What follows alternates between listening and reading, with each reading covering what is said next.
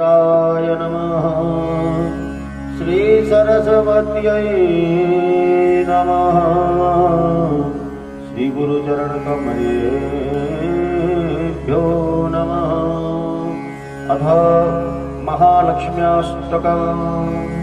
इंद्र उवाच नमस्तेऽस्तु महामाये श्रीपीठे सुरपूजिते शङ्खचक्रगदाहस्ते महालक्ष्मी नमोऽस्तुते।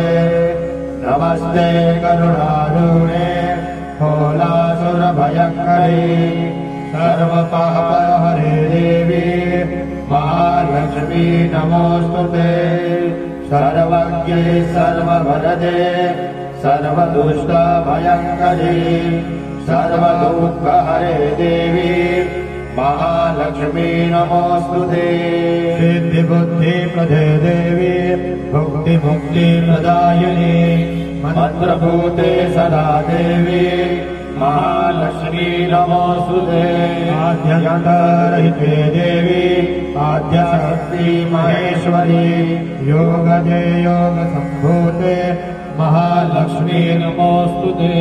स्थूल सूक्ष्म महारौद्रे महाशक्ति महोदरे महापापहरे देवी महालक्ष्मी नमोऽस्तुते।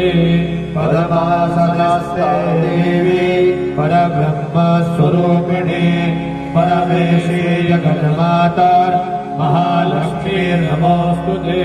श्वेताम्बरधरे देवी नानालङ्कारभूषिते जगत्स्थिते जगन्माता महालक्ष्मी नमोऽस्तुते।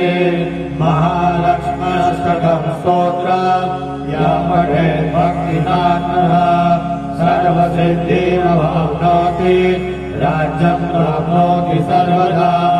एककाले पठेत् नित्यम् महापापविनाशनम् द्विकालं यः पठेत् नित्यम् धनधान्यसमन्वितम् त्रिकालं यः पठेत् नित्यम् महाशत्रुविनाशनम् महालक्ष्मी भवेत् नित्यम् प्रसन्ना वरदा स्वभा।